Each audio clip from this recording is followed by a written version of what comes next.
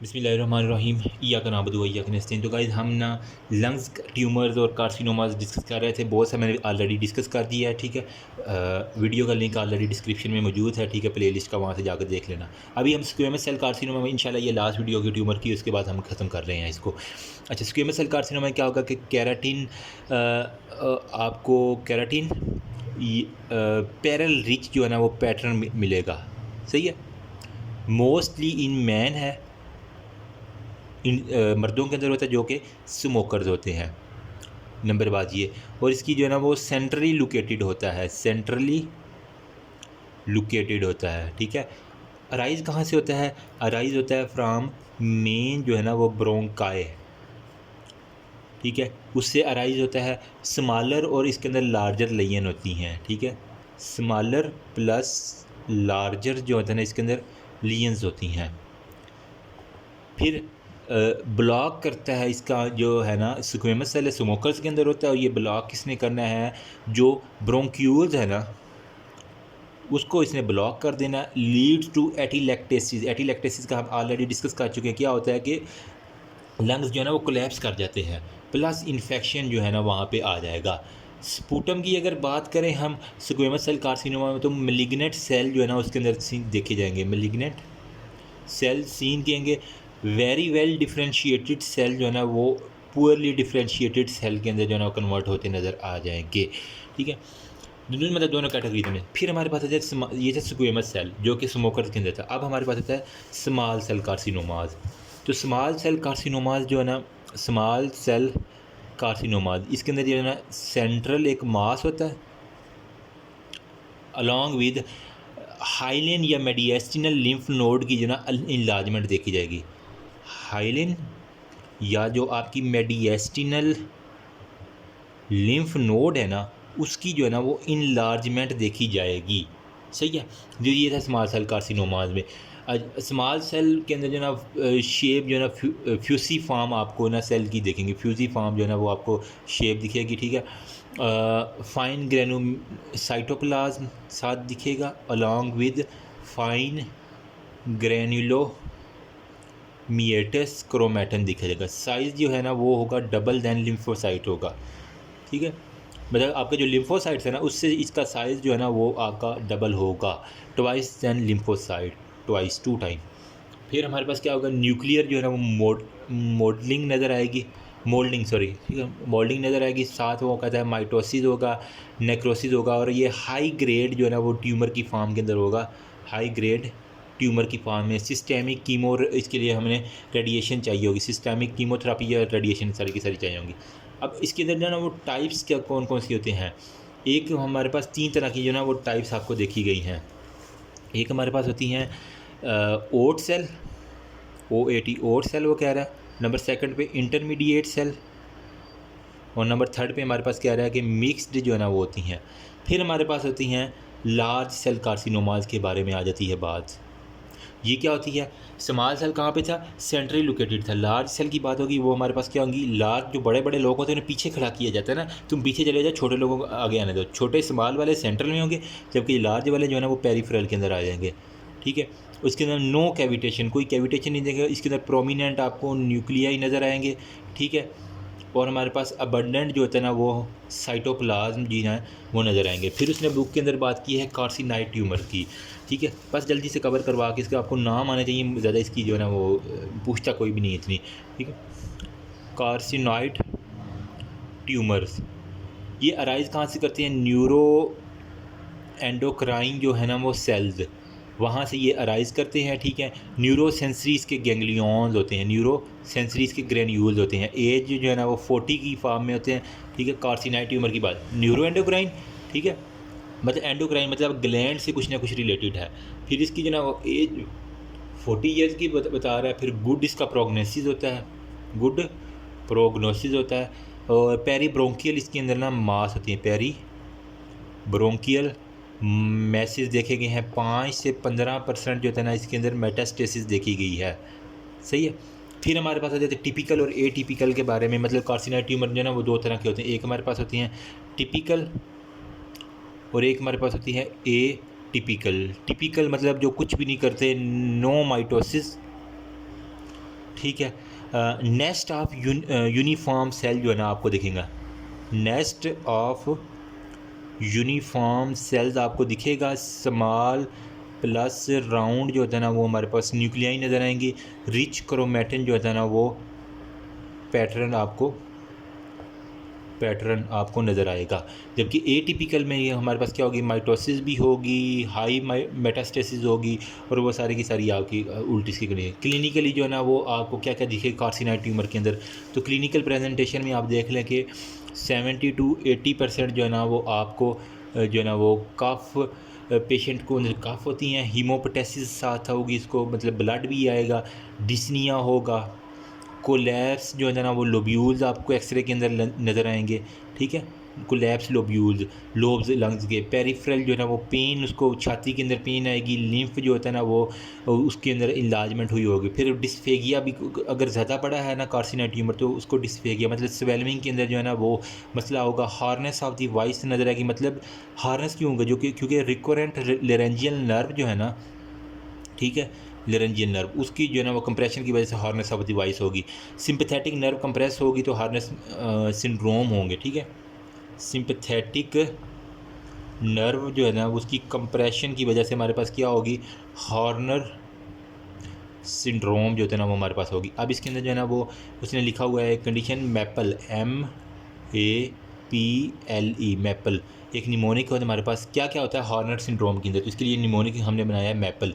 M से मतलब meiosis, A से मतलब एनहाइड्रोसिस, P से हमारे पास पेटोसिस, L से हमारे पास है इलियो कोलिक रिफ्लेक्स जो है ना वो लॉस होगा, और E से हमारे पास होता है एक्सोपिथालमस। ठीक है, एक्सोपिथालमस हमारे पास ये होगा। फिर हमारे पास वो कह रहा है कि अगर कंप्रेस करेगा ये ब्रेकियल प्लेक्सिस को, ठीक है, कार्सिनॉइड ट्यूमर अगर इसने कंप्रेस कर दिया किसको, ब्रेकियल प्लेक्सिस को, फिर क्या होगा, फिर आपको थोरेक्स पड़ी हुई है, अगर ब्रेकियल प्लेक्सिस जो है ना इसकी कंप्रेशन हो जाएगी तो हमारे पास पेन कोट ट्यूमर होगा, पेन कोट ट्यूमर। इसके अंदर C7 से T2 सेगमेंट जो है ना मोस्टली इन्वॉल्व होता है। अगर तो वो कार्डिनल सिस्टम इन्वॉल्व है, ठीक है, कार्डियल सिस्टम जो है ना वो सारी का सारा इन्वॉल्व है, तो हमारे पास क्या होगा, आर्टीरियल फिब्रिलेशन होगी, मतलब वो दिल फड़फड़ाने लगेगा, अलॉन्ग विद पेरिकार्डाइटिस दिल से सारे के सारे। पेरिकार्डियल इफ्यूजन भी आपको दिखेगी। फिर ऑब्स्ट्रक्शन इन दी सुपीरियर वेना केवा अगर हो जाए, मतलब जो दिल है ना, सपोज करें ये दिल है तो यहाँ पे जो सुपीरियर वेना केवा, यहाँ पे अगर ऑब्स्ट्रक्शन हो जाए सुपीरियर वेना केवा में, तो वो हमारे पास जो सिंड्रोम आएगा इसमें सुपीरियर वेना केवा सिंड्रोम हमारे पास होगी। इसके अंदर क्या होगी, हेडेक होगी प्लस एडीमा आपको दिखेगा। ठीक है, इसके अंदर फिर बोन भी इन्वॉल्व हैं, ब्रेन भी है, एबनॉर्मल न्यूरल पेप्टाइड जो है ना वो रिलीज़ होते हैं। ठीक है, एबनॉर्मल न्यूरोनल पेप्टाइड्स जो है ना वो हमारे पास रिलीज़ होते हैं, जिसे हम कहते हैं पैरानियोप्लास्टिक सिंड्रोम। फिर पैराथायराइड अगर एक्सेस हो जाए तो हाइपर कैल्सीमिया हो जाएगा। ठीक है, इसी को मैं मिटा के लिख देता हूँ। अगर हमारे पास पैराथायराइड जो है ना वो हमारे पास एक्सेस आ जाए तो हमारे पास क्या होगा, हाइपर कैल्सीमिया हो जाएगा, साथ एंटी डायूरेटिक जो है ना वो एक्सेसिव जो है ना सिक्रीट होगा, जिसकी वजह से वाटर प्लस इलेक्ट्रोलाइट इम्बैलेंस होगा, न्यूरोपैथी हो जाएगी, कुशिंग डिजीज़ हो जाएगी। इसके साथ हमारे पास वो कह रहा है कि प्लूरल अगर लीजन्स हो जाएगी ना तो हमारे पास कुछ एक्सुडेट मिलेगा। ठीक है, और कुछ हमारे पास ट्रांसड्यूएट भी दिखेगा। ट्रांसड्यूएट के अंदर क्या होगा, एक्सोथोरेक्स होगा, जबकि एक्सुडेट में क्या होगा, इन्फेक्शन होगा, इन्फ्लेमेशन होगी और प्लूराइटिस होगा। अब कितना बोरिंग सा यार। अगर तो ये फिर एयर चली जाएगी ना लंग्स के, इसको हम कहेंगे न्यूमोथोरेक्स। अगर पानी चला जाएगा तो इसको हम कहेंगे हाइड्रोथोरेक्स। अगर कुछ और चला जाएगा तो मिल्की शिल्की चली चले तो क्लोरोथोरेक्स होगा। मलिग्नेंट ट्यूमर जो होता है ना वो हमारे पास एयरबोर्न होता है, लेस देन 5% पेशेंट में होता है। एस्बेस्टॉस की वजह से जो है ना वो, मैं कह रहा है मलिग्नेंट ट्यूमर एस्बेस्टॉस की वजह से होता है। येलो वाइट फ्लेम जो है ना वो ट्यूमर्स की आपको मिलेंगे, येलो वाइट फ्लेम आपको ट्यूमर के मिलेंगे। तो लाला जी ये थी सारी की सारी जो है ना वो लंग्स ट्यूमर के बारे में। अब जो लोग रिवाइज़ करना चाहते हैं ना उन्हें मैं 5 मिनट के अंदर साथ ही जो है ना, जब इतनी देर वीडियो को दे लिए तो 5 मिनट और देने तो बस आपका इंशाल्लाह रिवाइज़ होगा। 5-10 मिनट के अंदर हम रिवाइज़ करते हैं। बिस्मिल्लाहिर्रहमानिर्रहीम। लंग्स ट्यूमर की हमने बात की, हमने कहा कि बेनाइन होती हैं, मेलिग्नेंट होते हैं। बेनाइन जो है ना वो 5% होते हैं, जिसके अंदर मोस्टली हमार्टोमाज होते हैं। मेलिग्नेंट के अंदर जो है 95% होते हैं, जो कि मोस्टली स्मोकिंग रिलेटेड होते हैं। फिर हमने क्लासिफिकेशन की, क्लासिफिकेशन में हमने कहा कि सबसे पहले होता है एडिनोकार्सिनोमा, फिर हमने कहा स्क्वेमस सेल कार्सिनोमाज, फिर हमने स्मॉल सेल कार्सिनोमाज, फिर हमने लार्ज सेल कार्सिनोमाज, फिर हमने कहा मिक्स्ड कार्सिनोमाज, और फिर हमने कहा कि अनयूजुअल जो थे ना वो होते हैं। ठीक है, स्मॉल सेल के अंदर हमने क्या कहा था कि टाइप ऑफ न्यूरो एंडोक्राइन, मतलब ये हार्मोन्स जो होते हैं ना निकलते हैं। ठीक है, न्यूरो एंडोक्राइन इसके अंदर आते हैं। तो इसके लिए मैंने निमोनिक याद किया था AS²L। Small cell, squamous cell, large cell, adenocarcinomas, और बाकी मिक्स्ड और अनयूजुअल आप खुद कर लीजिएगा। फिर हमने वर्ल्ड हेल्थ ऑर्गेनाइजेशन की क्लासिफिकेशन की। ठीक है, WHO ने क्या कहा था हमारे पास कि WHO ने कहा था कि हमारे पास कुछ होती हैं स्मॉल सेल कार्सिनोमाज और कुछ होते हैं हमारे पास नॉन स्मॉल सेल कार्सिनोमाज। ठीक है, तो अब स्मॉल सेल जो था ना वो स्ट्रॉन्ग, इसके लिए कीमोथेरेपी रिक्वायर्ड है। इसके लिए हमने ना लार्ज सेल के लिए हम इसको ट्यूमर रिमूव कर, ये सर्जरी के साथ ज़्यादा अच्छा रिस्पॉन्ड करते हैं, मैंने सारा बता दिया। फिर हमने पैरानियोप्लास्टिक सिंड्रोम के बारे में बात की, ये बड़ा इंपॉर्टेंट है। इसके अंदर क्या होता है, लंग्स कैंसर की वजह से ना किडनी के ग्लैंड के हार्मोन ख़राब हो जाते हैं। ठीक है, ड्यू टू लंग्स कैंसर, ठीक है, किडनी के जो हार्मोन है ना वो ख़राब हो जाते हैं मोस्टली। इसके अंदर नियोप्लास्टिक मतलब के साथ पैरा, मतलब उसके साथ कुछ और मसला आ गया। नियो पैरा नियो है ना, नियो मतलब कैंसर है, कैंसर के साथ साथ कुछ और मसले भी आ गए हार्मोन के। तो ये किस कैटेगरीज में आएगी, ये स्मॉल सेल कार्सिनोमाज के अंदर आएंगे। कौन से, पैरानियोप्लास्टिक सिंड्रोम। पैरा मतलब पैरों के नीचे छोटी छोटी चीज़ें आप देख लेना। तो पैरानियोप्लास्टिक स्मॉल सेल कार्सिनोमा की निशानी है लंग्स के ट्यूमर की वजह से किडनी के ट्यूमर ख़राब हो गए, मतलब ADH हार्मोन बहुत ज़्यादा रिलीज़ हो रहा है जी सर। फिर हमने क्या क्या पैथोजेनेसिस के बारे में, स्क्वेमस सेल और स्मॉल सेल कार्सिनोमा जो है ना वो रिलेटेड होती हैं। स्क्वेमस सेल और स्मॉल सेल मोस्टली जो है ना वो रिलेटेड होते हैं स्मोकिंग से। ठीक है, SS मतलब स्मोकिंग से रिलेटेड है। फिर step wise accumulation of the driver mutation हो गया।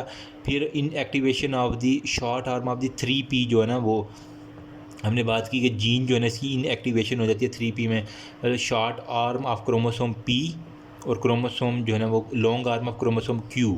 एडिशनल बात बता रहा हूँ, chromosome short arm of chromosome P और long arm of chromosome Q, इसके ऊपर जो होता है। फिर हमारे पास TP53 जो है ना और KRAS जो है ना, ठीक है, उसके अंदर जो है ना वो म्यूटेशन होती है और फील्ड इफेक्ट हमारे पास आ जाती है। ये सारी पैथोजेनेसिस के अंदर ट्यूमर सप्रेसर जीन होते हैं जो ट्यूमर को रोक देती हैं। अगर ये खुद ख़राब हो जाए तो chronic inflammation big cause of the genetic mutation. ठीक है, जेनेटिक म्यूटेशन की बड़ी काज क्या है कि कोई क्रोनिक पुरानी इन्फ्लामेशन चल रही है वो सारी की सारी। फिर वो कह रहा है हमारे पास एंडोथेलियम ड्राइव्ड ग्रोथ फैक्टर के बारे में इसने बड़ी अच्छी बात की है। आपको मैं अब यहाँ पे चार्ट की फॉर्म में बताता हूँ। एंडोथेलियम ड्राइव्ड ग्रोथ फैक्टर में क्या होता है हमारे पास, एक हमारे पास होता है म्यूटेशन, फिर हमारे पास स्मोकिंग, फिर हमारे पास क्या है जेनेटिक फैक्टर, और P450 मोनो ऑक्सीजनेज जो है ना वो सिस्टम, ये क्या करता है, ये भी एक्टिवेट करता है कार्सिनोजेंस को। म्यूटेशन क्या होती है, म्यूटेशन में कह रहा है कि एपिडर्मल जो है ना वो एपिडर्मल ग्रोथ फैक्टर रिसेप्टर जी, एपिथेलियल ग्रोथ फैक्टर रिसेप्टर। ठीक है, एपिथेलियल ग्रोथ फैक्टर रिसेप्टर के बारे में बात की है। फिर नॉन स्मोकर के अंदर 5% चांसेस है, स्मोकिंग के अंदर जो है ना 55% वगैरह चांसेस होते हैं। ये एक इंपॉर्टेंट बात है। फिर हमने कहा कि कुछ ट्यूमर होते हैं सेंट्रल ट्यूमर और कुछ होते हैं पेरिफेरल ट्यूमर। ठीक है, ये है ना हमारे पास लंग्स, अगर तो इसकी हाइलियम के नज़दीक हो तो वो सेंट्रल ट्यूमर है, अगर वो पेरिफेरली हो लोकेटेड हो तो उसे हम कहते हैं वो पेरिफेरल ट्यूमर है, वो सेंट्रल नहीं है। ठीक है, फिर हमने एडिनोकार्सिनोमाज के बारे में बात की, पेरिफेरली लोकेटेड होता है। एडिनो जो है ना वो हमने कहा था वो हमारे पास पेरिफेरल ट्यूमर्स के अंदर आता है। Arise from the glandular secretory cell हो गया, इसके अंदर गोबलेट सेल होते हैं, म्यूसिनस सेल होते हैं। अच्छा, एडिनोकार्सिनोमाज के बारे में जो बात है ना वो एक एडिनोकार्सिनोमा हमारे पास क्या होता है, ग्रे वाइट जो होता है ना मास इन दी पेरिफेरी होता है, ग्रे वाइट मैस इन पेरिफेरी। ठीक है, मेटास्टेसिस होती है, अर्ली ग्रोथ पैटर्न जो होता है ना वो एसिनार होता है, पेपिलरी इन नेचर होता है, म्यूसिनस होता है और सॉलिड होता है। ये 3 चीज़ें थी हमने। स्टेजेस में क्या कहते हैं, एटिपिकल हमने कहा था एडिनोमेटस हाइपरप्लेजिया। ठीक है, स्टेज इसकी थी ना, एक स्टेज 1 थी और एक स्टेज 1 के अंदर क्या था, एटिपिकल एडिनोमेटस हाइपरप्लेजिया। ठीक है, साइज़ बढ़ गया, हाइपरप्लेजिया एडिनोमेटस एडिनोमा का। एटिपिकल मतलब अभी कोई जो है ना वो एज सच एटिपिकल ही है ना। ठीक है, मेटास्टेसिस नहीं हुई इसकी ना। ठीक है, ग्रॉस इसकी 5 mm होता है, माइक्रोस्कोपिकली इसके अंदर क्रोमेटल मटेरियल होता है। न्यूक्लियर हाइपरक्रोमेजिया होता है, फिर हमारे पास प्लियोमॉर्फिज्म होती है और हमारे पास न्यूक्लियोलस जो है ना वो प्रोमिनेंट होती हैं, ठीक है। फिर जो है ना एटिपिकल वाला आर्गन के साथ ग्रो करता है, अंदर नहीं जाता। एल्विलाई बिल्कुल ठीक रहती है। अगर एमसीक्यूज में एल्विलर स्ट्रक्चर डिस्ट्रॉय है तो वो इन्वेसिव कार्सिनोमा बन जाता है। स्मॉल सेल के अंदर हमने जो कंडीशन है ना वो थोड़ी सी मैं बता दूं, मेरे मोबाइल की बैटरी भी ख़त्म चार्जिंग खत्म, मेमोरी ख़त्म होने वाली है, चले जितना चलता चला दें। स्क्वेमस सेल कार्सिनोमा में क्या है, वेट लॉस होगा, क्लबिंग ऑफ द फिंगर होगी, ये बड़ा इंपॉर्टेंट है, ठीक है। कफ विथ स्पूटम होगा, लॉन्ग हिस्ट्री ऑफ कैंसर होगा, सेंट्रली लोकेटेड होगा और उसके अलावा हमारे पास अकुलेट करेगा ब्रोंकस को। फिर एसोसिएटेड विथ स्मोकिंग होगा, स्लोली ग्रो करेगा, स्क्वेमस सेल मेटाप्लेजिया कार्सिनोमा इंसोटिव, फिर इन्वेसिव जो है ना वो कार्सिनोमा के अंदर कन्वर्ट हो जाता है। अब इसके अंदर हमने क्या कहा था कि हमारे पास कैराटीन जो होता है ना वो पैरल जो है ना वो किसके अंदर देखे गए हैं, वो हमारे पास स्क्वेमस सेल कार्सिनोमा में देखे गए हैं। लार्ज सेल जो होता है ना वो उसके अंदर हमने क्या कहा था, लार्ज सेल कार्सिनोमा में न्यूरो एंडोक्राइन फैक्टर्स हमने देखे, ठीक है। सेल लार्जर होती हैं, न्यूक्लियाई प्रोमिनेंट होती हैं और साइटोप्लाज्म जो है ना वो रेशो हाई होती है। फिर हमने कहा कि हमारे पास जो है ना वो स्मॉल सेल जो है ना वो क्या होता था, स्मॉल सेल कार्सिनोमा वो हमारे पास क्या था, सेंट्रली लोकेटेड थी, इसके अंदर सेंट्रली लोकेटेड थी। फिर पैरेन्काइमा इन्वॉल्व था, ग्रो करता है ल्यूमिनस स्ट्रक्चर के अंदर, सही है। फिर हमारे पास क्या हिस्टोलॉजिकली स्मॉल फ्यूजीफॉर्म, मैंने कहा था स्मॉल सेल के अंदर fusiform share nucleus plus cytoplasm just like salt and paper जो है ना, ठीक है। साल्ट एंड पेपर अपीयरेंस आपको नजर आता है। माइटोसिस ज़्यादा होती है, नेक्रोसिस होती है, क्रश आर्टिफैक्ट्स आपको दिखने को मिलते हैं, न्यूक्लियर मॉडलिंग होती है, neuroendocrine marker too much high left supraclavicular region के अंदर अगर आ जाए तो इसको कहते हैं विर्चुअस नोड इन्वॉल्वमेंट है। ये जब इनलाज होते हैं तो स्वेलिंग करते हैं और वो पेन कोड ट्यूमर बना देते हैं, जो फिर अगर वो कंप्रेशन करते हैं पेन कोड सिंड्रोम करवाते हैं। क्लेविकल रीजन में अगर सिंपैथेटिक प्लेक्सिस को ये इफेक्ट करती है ना, ठीक है, तो अल्नर नर्व की कंप्रेशन हो जिसकी वजह अल्नर नर्व सिंड्रोम भी हो जाती है। Medial border of the four arm जो है ना इसके ऊपर जो है ना वो सारे के सारा हॉर्नर सिंड्रोम आपके पास आ जाती है, ठीक है। इसके मायोसिस होता है, पेटोसिस होता है, आईलेट ड्रॉपलेट मैंने आपको निमोनिक भी बताया था। क्लिनिकल में वेट लॉस है, एनोरेक्सिया, काफ़ी स्पूटम और मेटास्टेसिस किडनी और बोन हो गया, ठीक है। फिर हमारे पास एक क्वेश्चन आता है, in list the paraneoplastic syndrome occurring with lung carcinomas. Paraneoplastic syndrome with lungs carcinoma, तो इसके अंदर आपने क्या क्या चीज़ें लिखनी है, जो चीज़ें होती है आपने एक लिखना है हाइपर कैल्सीमिया, मतलब कैल्शियम का लेवल ज़्यादा वजह क्या, पैराथायराइड हार्मोन ज़्यादा है।